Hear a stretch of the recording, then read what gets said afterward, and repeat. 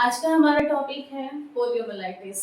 अब सबसे पहली चीज अभी जो रेनी सीजन है उसके बाद विंटर सीजन आने वाला है। सो अभी जो हम लोग डिजीज के बारे में चर्चा कर रहे हैं वो वायरल जनित हैं।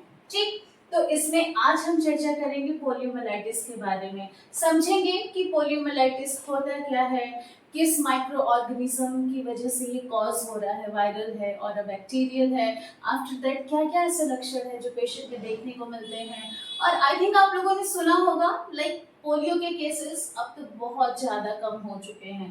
पहले ये चीजें ज्यादा देखने को मिलती थी, बट हमें अपनी तरफ से इसके बारे में बेहतर तरीके से नॉलेज होना बहुत जरूरी है, क्योंकि आए दिन कहीं ना कहीं एमसीक्यूज में अगर ऐसे क्वेश्चंस पूछे जा रहे हैं तो आप लोगों को इनके बारे में बेहतर तरीके से नॉलेज हो। तो चलते हैं, शुरू करते हैं। तो सबसे पहली चीज पोलियोमाइलाइटिस। अब आप देख सकते हैं आज का हमारा टॉपिक यही है। मैं इसका एक पूरा नाम भी लिख देती हूँ कि इसको किस नाम से जाना जाता है। तो पोलियोमाइलाइटिस के नाम से जाना जाता है। अब थोड़ा सा इसी को तोड़ तोड़ के हम समझते हैं होता क्या है। तो पोलियो एक वर्ड है, आफ्टर दैट माइलाई है और फिर है आइटिस। अब आप सभी को पता होगा, मैंने आप लोगों को पहले भी बताया है, आइटिस जहां भी वर्ड यूज होता है इसका मतलब होता है इन्फ्लेमेशन। ओके, आफ्टर दैट जो माइलाइट वर्ड है इसका मतलब होता है स्पाइनल कॉर्ड, और जो पोलियो है रिलेटेड टू ग्रे है। अब इसका कंप्लीट जो है स्पाइनल कॉर्ड में ही ये एक प्रकार का इन्फ्लेमेशन क्रिएट होता है। इस न्यूमोनिक्स कह सकते हैं कुछ यहाँ पे, उसके थ्रू बेहतर तरीके से याद कर सकते हैं। बाकी इसका शॉर्ट फॉर्म पोलियो के नाम से जाना जाता है। तो इस चीज को सबसे पहले आप लोग ध्यान रखिएगा, पोलियोमाइलाइटिस। दूसरी बात, अब हाईली इन्फेक्शियस डिजीज है, यानी कि बहुत तेजी से इसका संचारण भी होता था।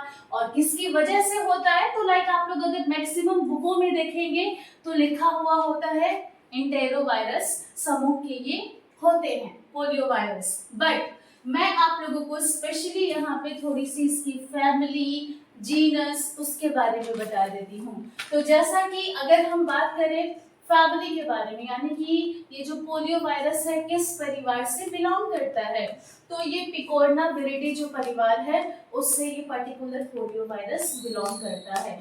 आफ्टर दैट अगर हम इसके जीनस के बारे में बात करें तो आप देख सकते हैं एंटेरोवायरस, एंड आफ्टर दैट इसको पोलियो वायरस कहते हैं।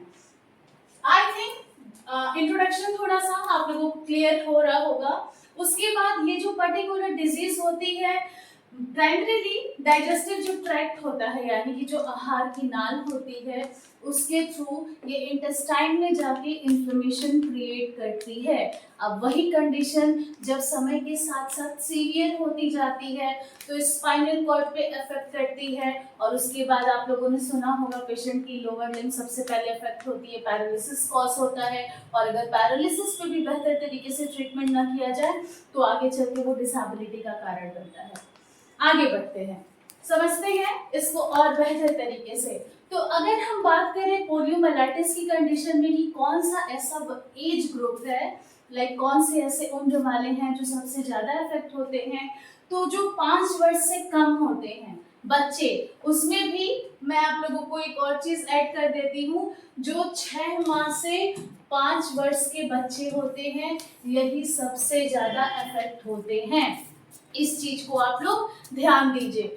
उसके बाद मैंने आप लोगों को क्या बताया, ये इन्फेक्शन किसके रूट से फैल सकता है। तो सबसे पहली चीज तो कहीं बहुत ज्यादा गंदगी है, साफ सफाई का ध्यान नहीं रखा जा रहा है, या मानिए कोई इन्फेक्टेड बच्चा था, उसने कहीं ऐसे शौच किया खुले में, उस पे मक्खियां आ रही हैं, आफ्टर दैट वो किसी खान पान या ऐसी जगहों पे बैठ रही हैं, तो मक्खियां भी क्या है यहाँ पे रोग के संचारण का काम करती हैं। उसी तरीके से भीड़ भाड़ वाली जगह है, अब वहां पे किसी ने स्पिट कर दिया या भीड़ भाड़ वाली जगह पे जाके खांस रहे हैं, छींक रहे हैं, ड्रॉपलेट्स के फॉर्म में 1 पर्सन टू अनदर पर्सन ये पर्टिकुलर डिजीज फैल सकती है।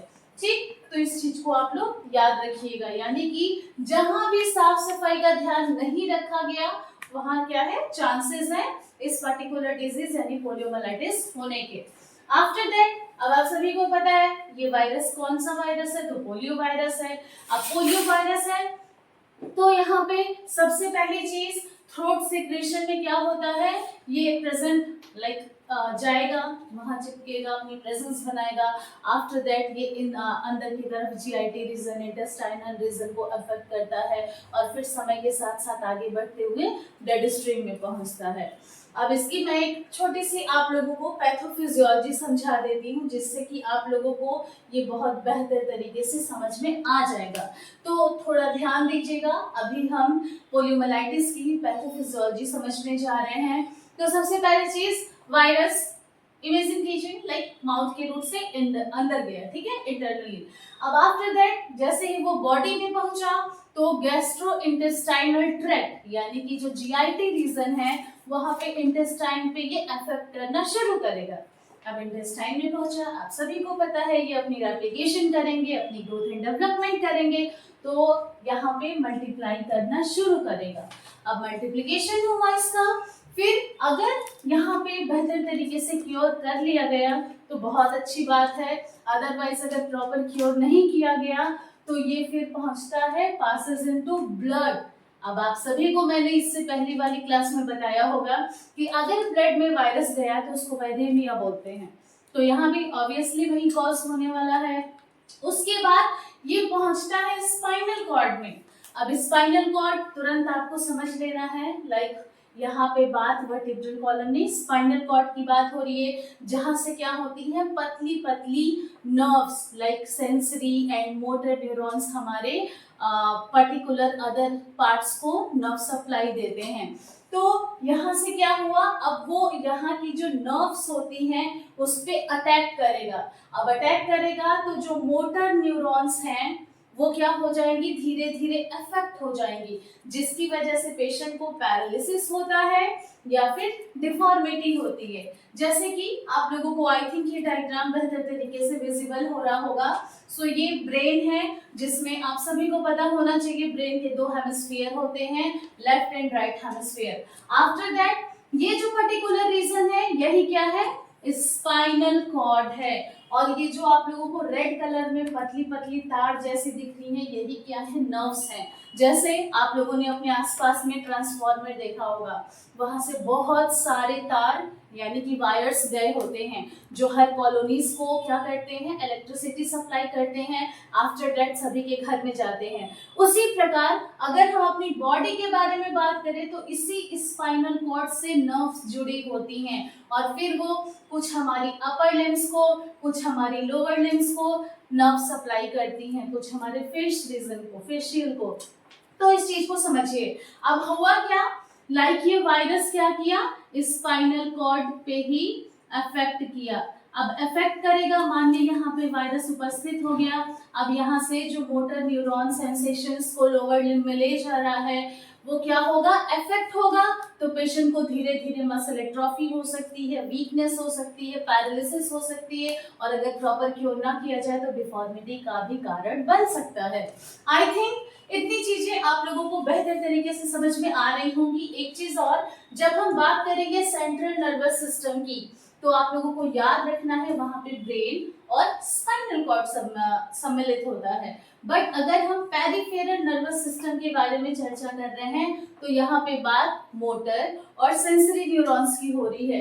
अब मोटर और सेंसरी न्यूरॉन्स, आई थिंक आप लोगों को मैंने इससे पहले भी इसके बारे में समझाया होगा, लाइक रिफ्लेक्स एक्शंस के बारे में। जैसे कि ये अगर एक गर्म ऑब्जेक्ट है, अब जैसे ही मैं इसको टच करूंगी तुरंत एक इंफॉर्मेशन आती है जो तुरंत कहाँ जाएगी, हमारे ब्रेन तक। फिर वहां से एक इंफॉर्मेशन आएगी कि हाथ हटा लो क्योंकि ये गर्म ऑब्जेक्ट है, चांसेस है जलने के। तो ये बहुत सारे रिफ्लेक्सेस हैं जो हमारा ब्रेन, हमारा स्पाइनल कॉर्ड, जहाँ से ये सारी इंफॉर्मेशन उसी के थ्रू जा रही है, ये सब रिस्पॉन्सिबल होते हैं। और इस कंडीशन में चूंकि ये वायरस क्या करता है, उसी एक्चुअल साइट पे क्या करेगा, दिक्कत कॉज करता है, जिससे कि पेशेंट में मैक्सिमम कंडीशंस में लोअर लिम्ब अफेक्ट होती है। अभी पोलियोमाइलाइटिस खत्म नहीं हुआ है, ये क्लास अभी आगे कंटिन्यू भी चलेगी। आज के लिए इतना ही। इन्फॉर्मेशन अच्छी लगी हो तो हमारे चैनल को लाइक, शेयर, कमेंट और सब्सक्राइब करना बिल्कुल मत भूलिएगा। आज के लिए इतना ही, धन्यवाद।